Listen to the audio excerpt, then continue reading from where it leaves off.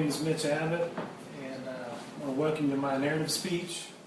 Go ahead and pan on that side. Do you want me to start over? No, that's fine.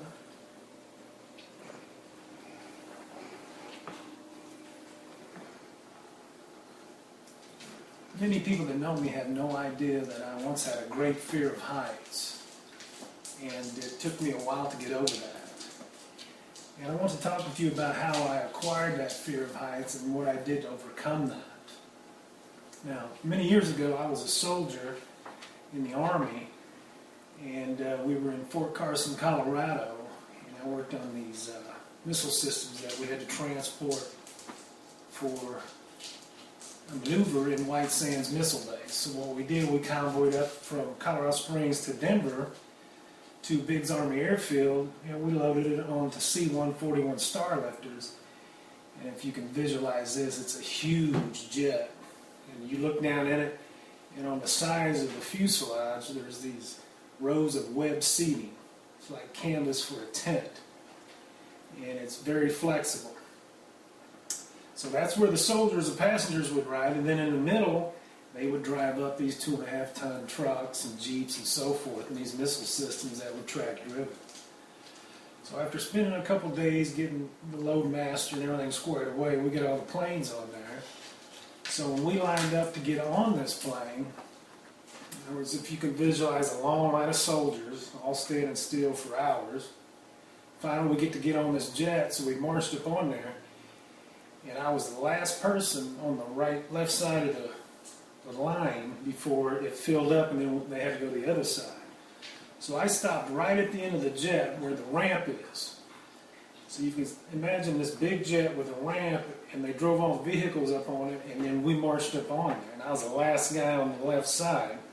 So the rest of them went up to sit down there. So when you sit down in this web seating, it gives a lot.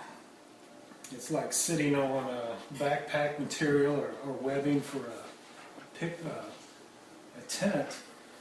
And then you couldn't see the soldiers on the other side of the plane because of the jeeps and the trucks and everything in the middle. This is a very huge fuselage, obviously to drive the trunk up on. So it's very loud out on the flight lights. We have our earplugs in the whole time, and then we get up on there and sit down. So we wait for takeoff. And I was pretty excited, this was a new adventure to me. We were going to fly down to White Sands and airdrop these vehicles off, and then we were going to land and go to do our maneuvers. Excuse me. So we load up on there, and the Air Force personnel are going around securing everything, making sure everything's okay. And then the buzzer goes off, and the ramp comes up, and we start taxiing down the runway finally. So this is a several-hour flight, so before we got to White Sands, I fell asleep like most of the soldiers did. It was very loud in this fuselage, and we had our earplugs in, and I fell asleep. So what woke me up was this light came on, because it was pitch dark black in there, except for some illumination lights, some red and green ones. And the ramp's going down, and in rushes all this noise and wind. Light comes on, so I immediately woke up. That ramp goes down, they start unloading, downloading these jeeps and so forth. So each time one of those vehicles would come off the end of that ramp, the jet would oscillate up and down. So finally when they got to the last vehicle, it was really an exaggerated oscillation. And in doing so, we found out later the Air Force's goal was to scare us all to death, and for me it worked, because when the middle of these vehicles going off, and we're oscillating, guys are getting sick, and I'm on the end, so it's all coming down this way. Helmets are sliding on the deck, and weapons. These Air Force personnel are going around picking these up and just laughing, because, we're sick and scared, and rightly so, because it was the worst Ferris wheel you've ever been on. So they finally get all those unloaded, ramps up, we land, and I'm still quite in shock. So ever since then, I've had a real fear of heights, because when that ramp opened, I could see the lights twinkling down there. We were quite a ways up in the air, and they're airdropping these vehicles out. So after my fear of heights, after being married to my wife for 20 years, we decided that I should probably do something to overcome my fear of heights. And what we decided was that through the Boy Scouts of America, where both my sons were attending and I was a leader, they have a program called Wood Badge. So in Wood Badge, you have an opportunity to do self-improvement. So my self-improvement course was going to be certified in rock climbing and rappelling. I wasn't I wasn't about all this, but my wife was, being positive and urging me and telling me it'd help me get over my fear of heights. So we went to Boxwell Reservation over here by Gallatin, Tennessee, and we went through the safety courses and all the things that entails with that. And then we went out to the rappelling tower, which was 60 feet, and it took a lot of motivation for me to go over the side of that tower hanging onto a piece of rope.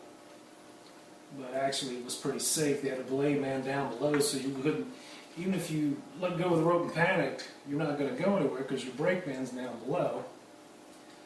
So we did that several times over the course of the weekend, and I got my confidence built up, and it was easier each time. I still wasn't real good about it, but it was easier.